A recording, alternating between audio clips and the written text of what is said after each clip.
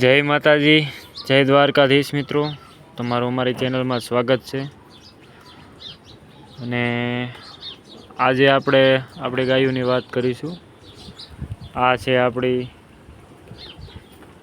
ગોરી ગાય। આપણે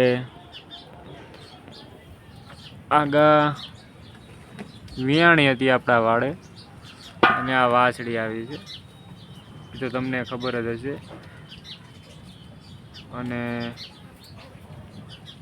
જોઈ શકો છો અત્યારે ગાની કન્ડિશન ખરાબ છે, પણ ધીરે ધીરે સુધાર થઈ જશે।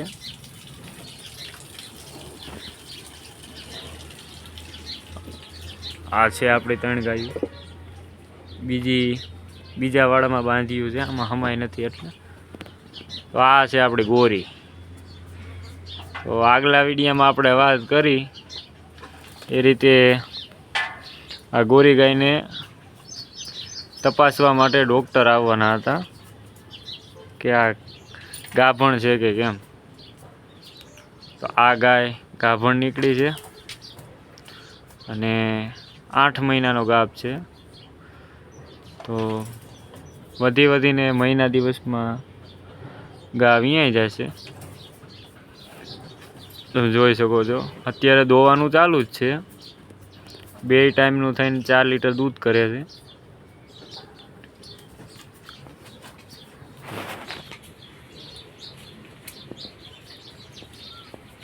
અને આ છે આપણી કાબરી। જો કાબરી પણ બહુ સારી ગાય છે, આ મોટી કાબરી છે।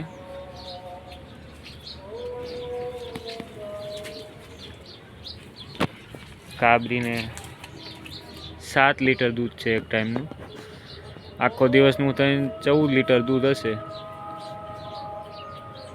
તમે જોઈ શકો છો, અડર જોવો, એનું અડર જોવો।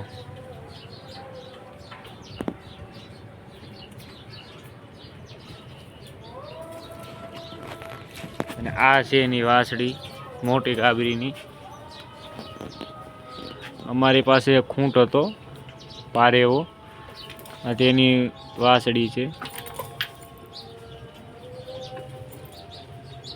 તમે જોઈ શકો છો।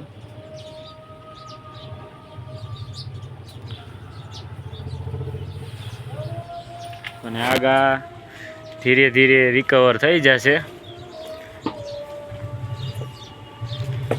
નવી લીધી છે આ વાછડી, જોવો તમે।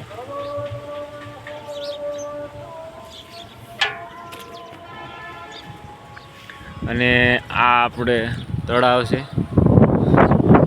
ઝીણો ઝીણો વરસાદ આવી રહ્યો છે, તમે જોઈ શકો છો।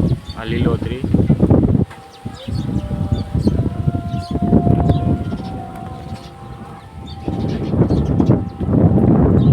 હવે આપણે બીજા વાળા બાજુ જઈશું। તો જોવો તમે, આ છે આપણી લીલડી, અને આ એની માં કાબરી। તમે વિચાર પણ ન કરી શકો કે આ ગામમાંથી આ વાછડી આવી શકે,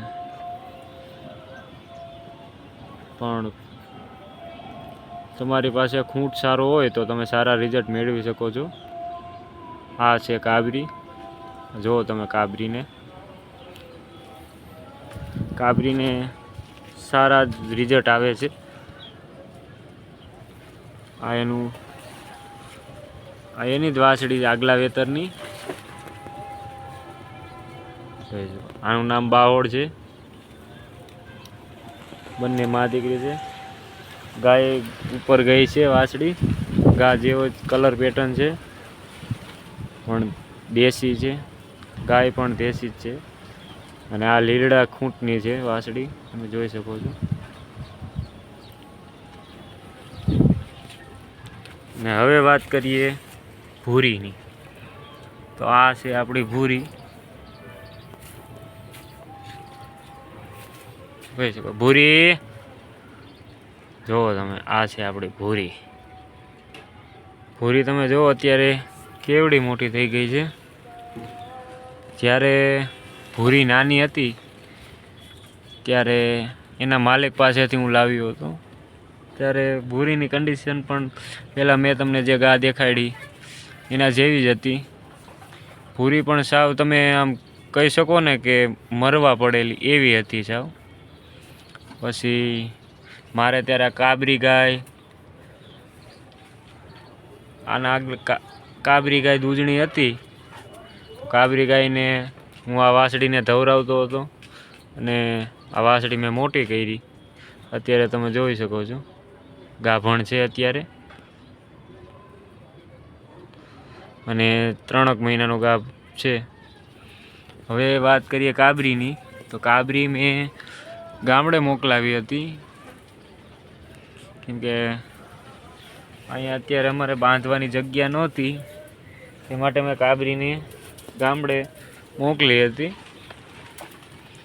અને ત્યાં જ એક ઢાંઢા એ ખૂંટિયા પાસે એ જે મેં દીધી હતી તે લઈ ગયા હતા અને તે થઈ હતી, પણ તેનું નક્કી ન કહેવાય એટલા માટે મેં ડૉક્ટર બોલાવ્યા હતા. અને કાબરીને 4 મહિનાનો ગાભ નીકળ્યો. આ તમે જુઓ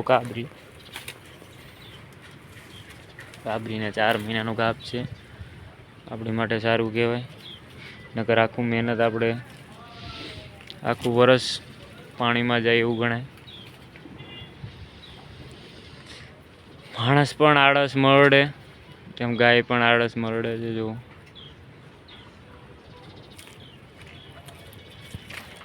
હવે વાત કરીએ